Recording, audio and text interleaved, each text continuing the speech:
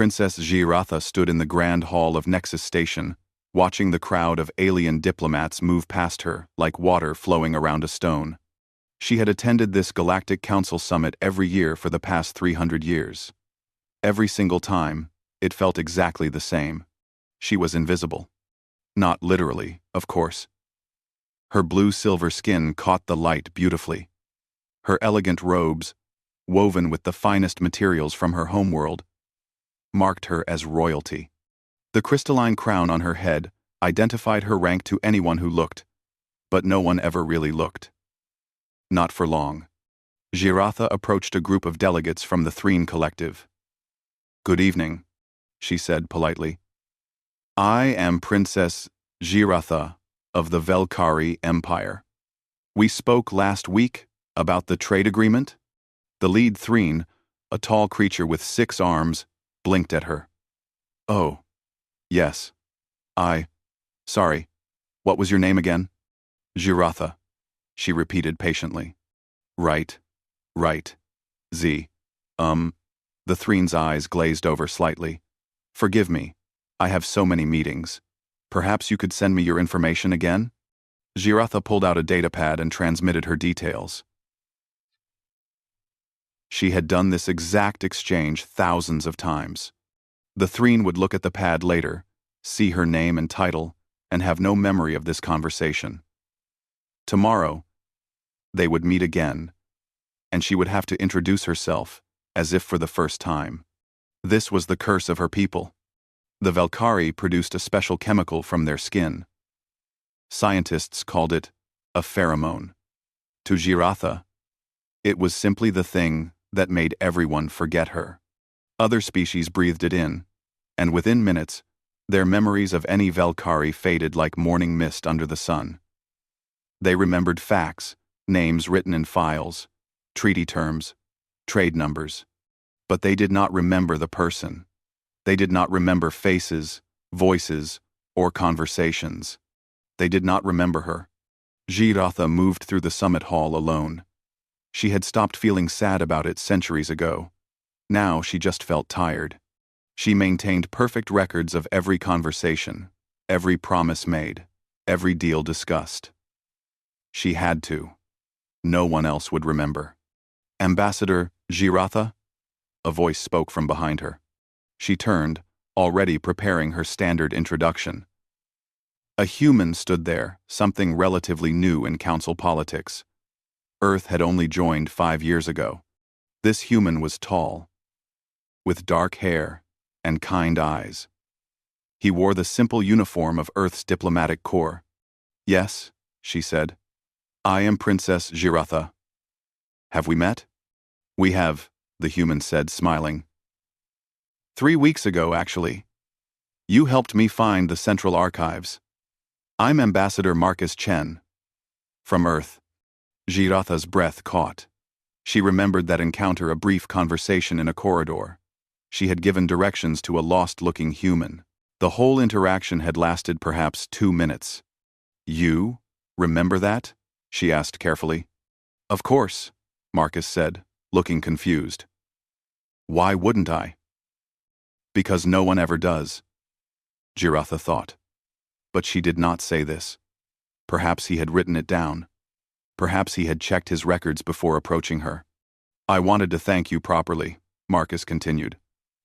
"I found some excellent historical documents that day.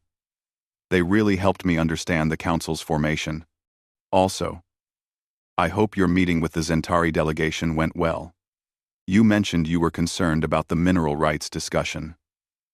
Giratha felt something strange happen inside her chest. Her double hearts beat faster. I did mention that. How did you remember?" Marcus finished. "I have a pretty good memory. Always have. My mother used to say, I never forgot a face or a name." He paused. "Is something wrong? You look surprised." "Wrong?" Nothing was wrong. Everything was strange and unexpected and completely unprecedented, but not wrong. "No," Giratha managed. "I am simply not accustomed to people remembering our previous conversations." Marcus frowned thoughtfully. Is that a Velkari cultural thing? I read in the briefing materials that your people value living in the present moment. Something like that, Giratha said.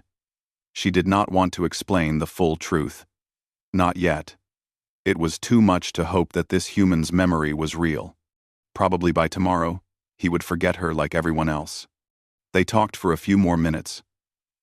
Marcus asked intelligent questions about Velkari trade policies and biotechnology. He listened carefully to her answers.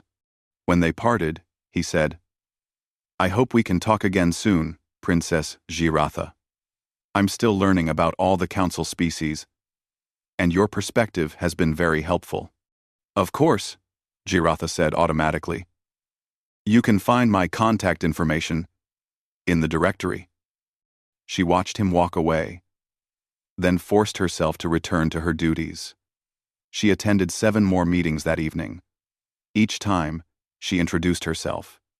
Each time, she was forgotten within the hour. This was normal. This was her life. 2 weeks passed. Giratha moved through the station, completing her diplomatic work with mechanical efficiency. She negotiated treaties that would be attributed to her people, but not to her personally. She gave advice that would be forgotten along with her face. She existed in a permanent state of present tense, with no past and no future in anyone's memory but her own. On the 14th day, she walked through the station's central plaza, heading to another forgettable meeting. Giratha. The shout came from across the plaza. She looked up automatically, not really expecting anyone to be calling for her. Marcus Chen stood near the fountain, waving at her. He smiled broadly and started walking in her direction. Giratha, wait up. I've been hoping to run into you. Princess Giratha of the Velkari Empire, who had lived for 347 years, who had been forgotten by thousands of beings, who had learned to expect nothing from others, froze completely. He had said her name. Her actual name. After 2 weeks, he still remembered. Giratha stood frozen in the middle of the plaza. Her mind raced with impossible thoughts. 2 weeks had passed since her last conversation with Marcus Chen. 14 days, 336 hours. In all her centuries of life, no one had ever remembered her for more than a few hours after their last meeting. Marcus reached her, slightly out of breath. Sorry for shouting across the plaza. I saw you and thought I'd miss you in the crowd. He paused, noticing her expression. Are you all right? You look like you've seen a ghost. I am fine, Giratha said slowly. Her voice sounded strange even to her own ears. You remember me? Well, yes, Marcus said, looking genuinely confused now. Why do you keep being surprised by that? Giratha made a decision. This human deserved the truth. Can we speak privately? They found a quiet observation deck overlooking the stars. Giratha gathered her thoughts, trying to explain something she had never needed to explain before. My people produce a chemical, she began. A pheromone. Other species breathe it in, and it affects their memory centers. Within hours of meeting a Velkari, most beings forget us completely. They remember facts from their notes and records, but not the actual person. Not our faces. Not our voices. Not our names. Marcus listened intently, his expression growing more serious. I have attended council summits for 300 years, Giratha continued. I have negotiated treaties, saved lives, prevented wars, but I have to reintroduce myself to the same people every single day. Even my own staff forgets me between meetings.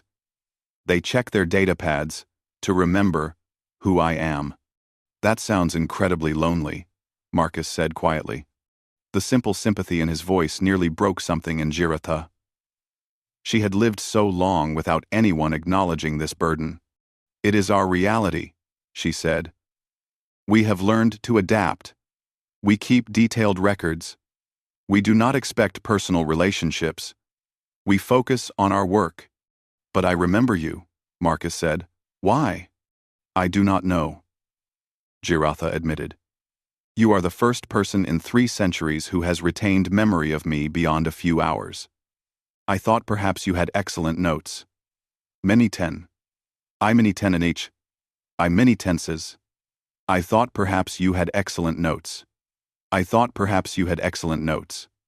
I thought perhaps you had excellent notes. Marcus shook his head. I mean, I do keep notes for official meetings. But I remember you because, well, because I remember people. It's something humans train for. We have techniques going back thousands of years. He explained something he called memory palaces, a method where humans visualized physical spaces and placed memories in them, like objects in rooms. He talked about association techniques, repetition methods, and focused attention practices. Humans had entire competitions for memory skills. When we met the first time, I made a point to really look at you, Marcus said. I repeated your name 3 times in my mind. I connected it to details about you, the way your crown catches the light, the pattern on your robes, the sound of your voice. It's just basic memory practice. Basic, Giratha repeated. The word felt absurd. What he described was miraculous to her. Wait, Marcus said, his eyes widening. If other species forget your people, that means you've been at a massive disadvantage in galactic politics this whole time. No one can build relationships with you. No one remembers past negotiations. They can't maintain grudges. But they also can't maintain friendships or trust. Yes, Giratha said. We are valued for our biotechnology, but we have little political power. We are always starting from zero in every interaction. Marcus stood and began pacing, his mind clearly working fast. This changes everything. If humans can remember the Velkari, when no one else can, we could help bridge the gap. We could maintain the relationships you can't maintain yourselves. That would be. Giratha did not have words. The possibility was too large to comprehend.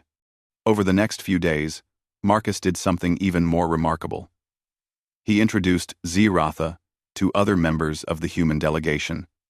His security chief, Commander Sarah Okonkwo, a scientist named Dr. Yuki Tanaka, a cultural liaison named Ahmed Hassan. Each one met Giratha, spoke with her, and impossibly remembered her the next day. Good morning, Princess Giratha, Sarah said when they met at breakfast the following morning. Did you sleep well? Giratha had to sit down. Her legs felt weak. This is real, she whispered to Marcus. Your entire species can do this. Apparently so, Marcus said. Our brains must process your pheromones differently. Or maybe our memory techniques are strong enough to overcome the effect. But not everyone was happy about this discovery. Chairman Vex, of the Zorken species, watched these developments with growing concern. He was an ancient being, with deep-set eyes and scales that had dulled with age. He had led the Galactic Council for over 200 years. Vex called a private meeting with his inner circle. This human ability is problematic, he said. If they can remember the Velkari, they might start asking questions about past treaties. What questions? One of his advisors asked. Old questions. Forgotten questions. Vex's expression darkened. 200 years ago, Reist, the Velkari developed a universal vaccine. It could cure 47 different diseases across multiple species. My people modified the treaty language. We have been selling inferior versions of that vaccine at enormous profit ever since. But the Velkari protested, didn't they? They did, Vex said. But who remembered their protests? By the next day, everyone had forgotten. The Velkari kept records, but without anyone to remember their testimony, the records meant nothing. And now the humans can remember. Exactly. Vex drummed his claws on the table. If the Velkari princess realizes what the humans can do for her people, She might revisit old grievances. She might start digging through centuries of forgotten complaints. What do you propose? Chairman Vex smiled coldly. The human delegation is small and vulnerable. Accidents happen on space stations all the time. If Ambassador Chen were to suffer an unfortunate incident, Earth might recall their diplomats. The problem would solve itself. And the princess? She will protest as always. And tomorrow, everyone will forget she ever said anything. Back on the observation deck, Giratha felt something she had not experienced in 300 years. She felt hope. She looked at Marcus and the other humans, and for the first time, she allowed herself to imagine a different future. "Thank you," she said softly. "You cannot know what this means to me." Marcus smiled. "You're welcome, Giratha. And I promise, we'll remember." But neither of them knew that, in the shadows, Chairman Vex was already planning to make sure the humans never got the chance. Marcus Chen woke to the sound of alarms, screaming in his quarters. Red emergency lights flashed across the walls. The computer voice announced calmly, "Hull breach detected. Atmosphere venting. In 30 seconds." He rolled out of bed, his training kicking in instantly. His fingers flew across the emergency panel, sealing the interior doors just as the outer wall began to crack. The breach stopped, but his heart pounded hard in his chest. Commander Sarah Okonkwo's voice came through his communicator. "Marcus, are you safe?" I'm fine," he said, breathing heavily. "What happened?" "Docking clamp malfunction. Your entire section almost vented into space." Sarah paused. "Sir, this is the third incident this week targeting our delegation." Marcus sat on his bed, thinking. First, there had been the food contamination that made Dr. Tanaka violently ill. Then, the transport malfunction that nearly crushed Ahmed Hassan. Now this. "These aren't accidents," Marcus said quietly. "No, sir," Sarah agreed. "They're not." The next morning, Marcus met Giratha in their usual spot on the observation deck. She took one look at his face and immediately asked, "What is wrong? What is wrong?" He told her everything. The incidents, the pattern, his growing suspicion that someone wanted the human delegation gone or dead. Giratha was quiet for a long moment. Then she said, "I have seen this before." "Seen what?" "This pattern of convenient accidents. Small incidents that cannot be proven as attacks, but that gradually eliminate problems."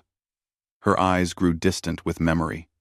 Chairman Vex used this method against the Soltari delegation 70 years ago. They were pushing for reforms he opposed. After 6 months of accidents, they withdrew from the council entirely. "You remember that?" Marcus asked. "Even though everyone else forgot?" "I remember everything," Giratha said. "My people have perfect biological memory recording. Every conversation, every event, every detail is stored permanently in our neural systems. It is one of our evolutionary advantages." Marcus leaned forward. "Then you've witnessed 300 years of council history that no one else remembers." "Yes. But it does no good. When I try to warn people about patterns I have seen, they forget my warnings within hours. I have detailed records, but without someone to remember my testimony, the records are meaningless." "I'll remember," Marcus said firmly. "Tell me everything about Vex." Over the next few days, Giratha shared her observations. She described treaty negotiations where Vex had manipulated language, council votes where he had made promises he never kept, small acts of corruption and cruelty that everyone forgot by the next morning. "There is something else," Giratha said. "Something bigger. About 200 years ago, my people developed an important medical breakthrough. A universal vaccine that could cure 47 different diseases across multiple species. That would be worth billions," Marcus said. "Trillions," Giratha corrected. "We presented it to the council. We wanted to share it freely with all species. But the treaty language became complicated. There were delays and revisions. When the final agreement was signed, something was wrong. What happened? The Velkari vaccine was classified as Zorken intellectual property. Vex's people claimed they had contributed essential research. They began manufacturing and selling versions of our vaccine at enormous prices. But their versions were inferior, only 60% as effective as our original. Marcus felt anger building in his chest. Your people protested, didn't they? We protested loudly. For weeks, we presented evidence that the treaty had been manipulated. But every day, the council members forgot our previous arguments. We had to start over each time. Eventually, we gave up. What was the point of fighting when no one remembered the fight? This is exactly what Vex is afraid of, Marcus said. If humans can remember you, you can finally make people listen to your testimony. But he will try to stop us, Giratha said. He will try to eliminate you before we can expose him. Marcus smiled grimly. Then we need to move faster than he expects. They began working together in secret. Giratha accessed her people's biological memory records, a perfect documentation of 300 years of events. Marcus organized the information in ways that other species could understand and verify. They built a case against Chairman Vex piece by piece. But Vex was not sitting idle. One evening, Marcus was walking through a maintenance corridor when the light suddenly went out. He heard footsteps behind him, heavy, multiple sets. His hand went to his communicator, but it was dead, jammed. Dark figures moved toward him in the shadows. Marcus's military training took over. He ducked the first attack, rolled away from the second. But there were too many of them. A stunning blast hit him in the shoulder. Pain exploded through his body. He fell to his knees, vision blurring. Through the darkness, he saw one of the attackers raise a weapon for a final shot. Then a bright light flashed. The attackers screamed and scattered. Marcus looked up to see Giratha standing at the corridor entrance, holding some kind of bioluminescent device. The light it produced seemed to cause physical pain to the attackers. "Can you walk?" she asked urgently. Marcus forced himself to stand. "How did you find me?" "I have been following you for 3 days," Giratha admitted. "After our conversations, I suspected Vex would escalate. I was correct." She helped him to the human delegation's secure quarters. Sarah immediately called for medical help and increased security. "We need to go public with this now," Marcus said, wincing as the doctor treated his shoulder. "Before Vex tries again." "The Grand Assembly meets in 3 days," Giratha said. "It is the largest gathering of the Council all year. Every major species will be present." Marcus nodded slowly. "Then that's where we make our stand. But we need more than just the two of us. We need proof that humans can really remember you. Proof the Council can't ignore." He sent an urgent message back to Earth. "Send more human diplomats immediately. As many as possible. We're about to change galactic history." On Earth, the message caused confusion and debate. But the evidence of the attack on Marcus convinced them. Within 48 hours, a transport ship departed for Nexus Station, carrying 37 additional human representatives. Chairman Vex received word of the incoming humans. His advisors reported that the Velkari princess was preparing testimony for the Grand Assembly. He realized his window of opportunity was closing.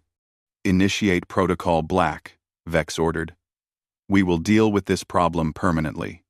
His chief scientist asked nervously. "Are you certain, Chairman? Protocol Black has not been used in 500 years. "I am certain," Vex said coldly. In her quarters, Giratha prepared her testimony. For the first time in 300 years, people would remember her words. She should have felt triumphant. Instead, she felt afraid. She knew Vex too well. He would not surrender power easily.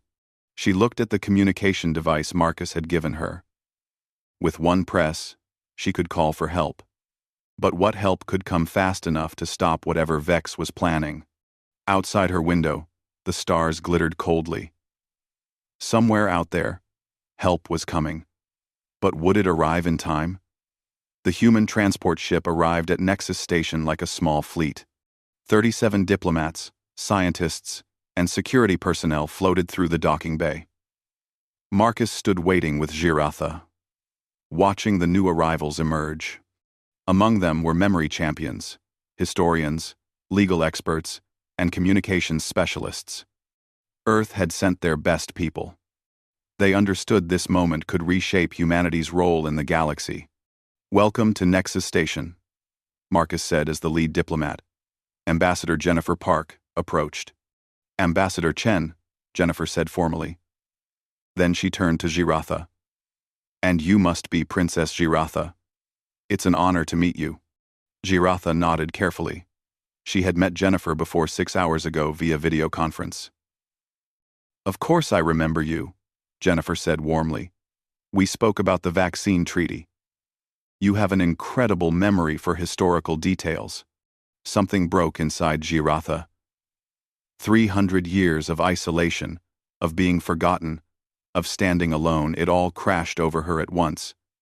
Tears began streaming down her face. In Velkari culture, crying was rare, reserved for the most profound emotions. The humans instinctively surrounded her, offering comfort. They did not forget she was there. They did not look past her. They saw her pain and responded to it. "I am sorry," Giratha said, trying to compose herself. "I am not accustomed to this. To being remembered?" Marcus asked gently. "To mattering," Giratha whispered. That evening, the expanded human delegation gathered in a secure conference room. Giratha sat at the head of the table for the first time in her life, leading a meeting where people would remember what she said. "We have 2 days until the Grand Assembly," Marcus explained. "We need to prepare testimony that will expose Chairman Vex's corruption and the systematic exploitation of the Velkari people." Dr. James Morrison, a human legal expert, had been reviewing Velkari records all day. "Princess, your documentation is extraordinary. You have evidence of treaty manipulation, stolen patents, bribery, and intimidation going back centuries. But we need to present it in a way the Council will accept. The challenge," Jennifer added, "is that most species will forget Giratha's testimony within hours. We need to create redundancy. Multiple human witnesses who can corroborate her statements." They worked through the night. Giratha shared her memories, while humans recorded, organized, and verified every detail. They built a timeline of Vex's corruption. They identified witnesses who could support specific claims. They prepared evidence that could be independently confirmed. Marcus coached Giratha on public speaking. "You're used to being forgotten, so you speak like someone who expects not to be heard. But tomorrow, people will hear you. People will remember. Speak like you matter because you do." Meanwhile, Chairman Vex was making his own preparations. "The Grand Assembly begins in 36 hours, his chief advisor reported. "The humans have fortified their position. Direct action is no longer possible." "Then we use Protocol Black," Vex said. "Activate the Velkari defense system." His advisor looked horrified. "Chairman, that system was designed for war. If we activate it inside the station, it will amplify the Velkari pheromone production 1,000-fold. Vex finished. "Every being on this station, including the humans, will forget everything within minutes. Their memories will become like sand, slipping through their fingers. But the princess will be at the center of it. The amplification could kill her." Vex shrugged. "A small price to pay for maintaining order." The day of the Grand Assembly arrived. The great chamber filled with representatives from 200 species. The humans entered together, a solid block of witnesses who would remember. Giratha walked among them, her head held high. Chairman Vex sat on his elevated platform, watching with cold eyes. The assembly began with routine matters. Then Marcus stood and requested special testimony. The human delegation wishes to present evidence of systematic fraud and exploitation affecting the Velkari people. Murmurs spread through the chamber. Several delegates checked their datapads, reading about the Velkari for the first time or the 1,000th time they had forgotten. This is highly irregular, Vex said. What fraud could possibly affect a people who have been council members for centuries? That is exactly the point, Marcus replied. They have been members for centuries, but their voices have never been heard. Giratha stepped forward. The chamber fell silent. She began to speak. She told them about the vaccine, the universal cure her people had developed. She explained how the treaty had been manipulated, how the patents had been stolen, how the Zorkin had profited from selling inferior versions, while billions suffered from treatable diseases. She listed dates, names, and specific conversations. She cited treaty language word by word from memory. She described protests that had been forgotten, and promises that had been broken. The humans stood behind her, a wall of witnesses who would not forget. Vex listened with growing rage. Then, he made his move. He pressed a hidden control on his chair. Deep in the station's lower levels, an ancient device activated. It had been installed centuries ago as a Velkari defense mechanism, a way to make invading armies forget their missions. Now Vex had reprogrammed it to target Giratha herself. The effect was immediate. Giratha gasped as her pheromone production suddenly increased. The air around her shimmered with chemical signals. Delegates began looking confused. Their eyes glazed over. What were we discussing? A Threen representative asked. I can't remember, another said. Even the humans started to feel the effect. Their trained memories, their careful techniques, all of it, began to dissolve under the overwhelming pheromone assault. Marcus felt his thoughts becoming fuzzy. He looked at the princess and struggled to remember her name. It started with Z? Something? No. He would not forget. Not this time. He grabbed Jennifer's arm. Her name, he said urgently. Say her name. What name? Jennifer asked, confused. The princess. The Velkari. Say her name. Around the chamber, species were falling into total confusion. They could not remember why they were gathered. They could not remember the testimony. They could not remember anything. Marcus closed his eyes and focused. He pictured the memory palace he had built. He visualized the room where he had stored her name. He saw her face, heard her voice, felt the weight of her story. Giratha, he said out loud. The sound of her name cut through the fog. Other humans heard it. They grabbed onto it like a lifeline. Giratha, Jennifer repeated. Princess Giratha, another human said. They began a chant, using their memory techniques to fight the chemical assault. Her name is Giratha. Remember her face. Lock it in place. But the pheromones kept increasing. Giratha herself was at the center of the effect, her body being forced to produce the chemicals that made everyone forget her. She fell to her knees, pain radiating through her body. And if she died, everyone would forget she had ever existed. Marcus fought through the mental fog and ran toward her. Giratha. She looked up at him with fading eyes. I am sorry, she whispered. I cannot. Stop it. Then we fight it together, Marcus said. He turned to the humans. Keep saying her name. Don't let her be forgotten. 3. But deep inside, Marcus knew they were losing. The pheromones were too strong. Soon, even human memory would fail. They needed a miracle, and Giratha needed to make an impossible choice. The Grand Assembly chamber had descended into chaos. Delegates stumbled around, confused and disoriented. They could not remember where they were or why they had gathered. The amplified pheromones from Giratha's body filled the air like an invisible storm. Marcus knelt beside the princess, watching her body shake with pain. The ancient defense system was killing her, forcing her biology to produce chemicals at a deadly rate. Her name is Giratha, Marcus kept repeating. Around him, the other humans struggled to maintain their focus. Some had already succumbed, their eyes glazed and empty. Jennifer Park grabbed Marcus's shoulder. What do we do? Marcus's mind raced. The pheromones were too powerful. Human memory techniques could resist normal levels. But this was something else entirely. They needed to stop the source. He looked at Giratha. Can you control this? Can you stop the production? She shook her head weakly. External. System. Vex activated it. Cannot. Override. Then we shut down the system. Sarah Okonkwo said. She had fought through the mental fog to reach them. Where is it? Giratha's eyes flickered. Even through her pain, her perfect memory provided answers. Lower level. Section 9.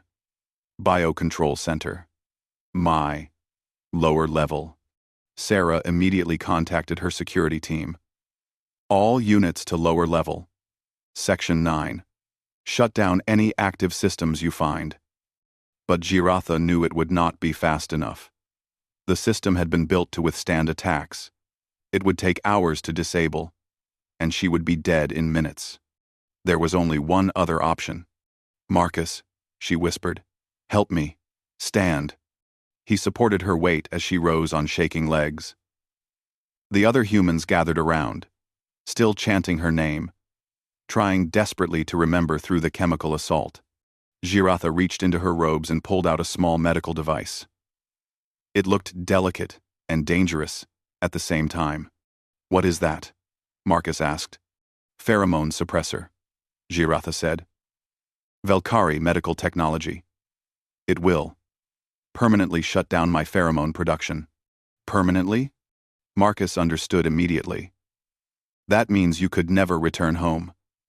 Your people communicate partially through pheromones. You would be cut off from Velkari society forever. I know, Giratha said. Tears streamed down her face, but her voice was steady. But if I do not do this, everyone will forget. Vex wins. My people remain exploited. And I die anyway. There has to be another way, Marcus said desperately. Giratha smiled sadly. For 300 years, I was forgotten. I was a ghost. This is my chance to be remembered. To matter. I will not waste it. Before Marcus could stop her, she pressed the device against her neck. It made a sharp sound, and blue light flowed through her veins.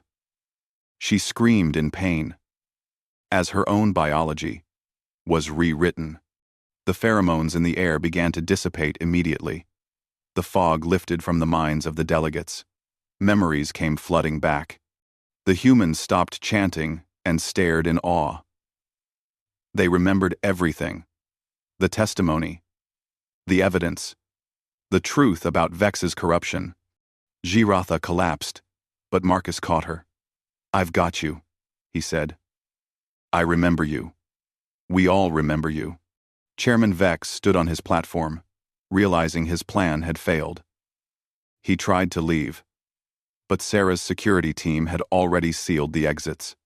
Chairman Vex, Jennifer Park said, her voice carrying through the chamber.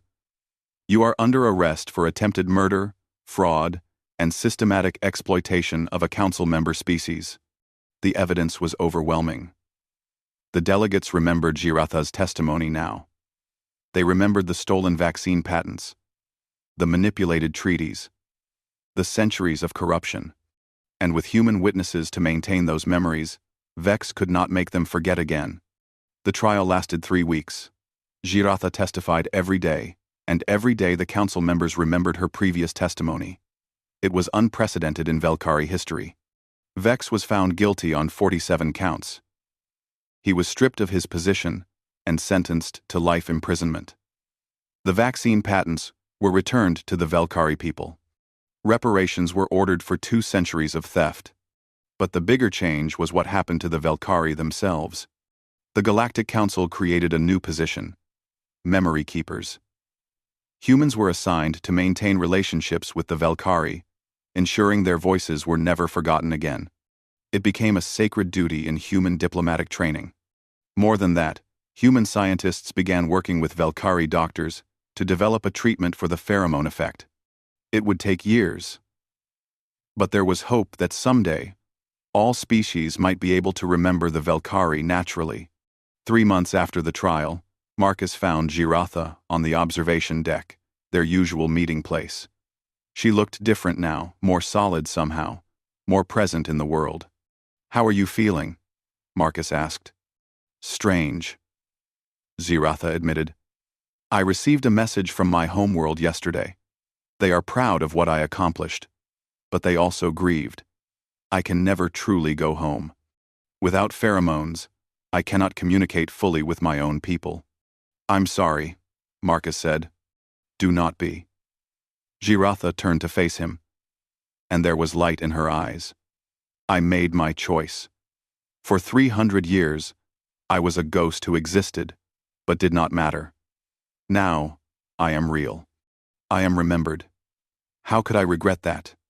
She looked out at the stars. "Besides, Earth has offered me something wonderful." "What's that?" "An embassy position. I would be the first Velkari ambassador to Earth. Your people want to learn from us, and we from you. I would live on your planet, work with your diplomats, help build bridges between our species." Marcus smiled. "You would be very welcome on Earth. There is one condition," Giratha said. "Your people are very good at remembering names, but I want to make sure they understand the importance of it. I want to teach human children about the Velkari. I want them to learn that being remembered is not just about memory, it is about dignity." "That sounds perfect," Marcus said. 6 months later, Giratha stood in a classroom on Earth. 20 human children sat before her, their eyes wide with curiosity. "Good morning," she said. "My name is Princess Giratha of the Velkari Empire. Can you say my name?" "Giratha." "Very good," she said, and her heart felt full. "Now, let me tell you a story about a princess who was forgotten, and the humans who taught the galaxy to remember." She began to speak, and the children listened. They would remember her story. They would remember her name.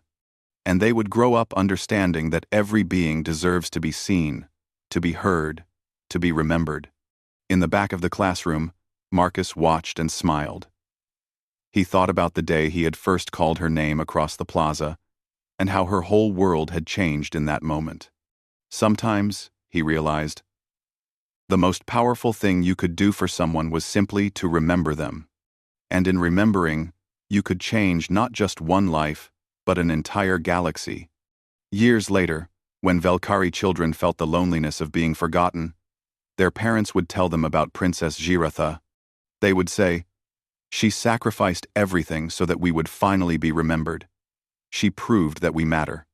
And on Earth, in classrooms and homes across the planet, humans would teach their children a simple but profound lesson. Always remember people's names. Always see them. Always let them know they matter. Because once, long ago, a human named Marcus had remembered a princess that everyone else forgot. And that one act of remembering had changed the galaxy forever. The end.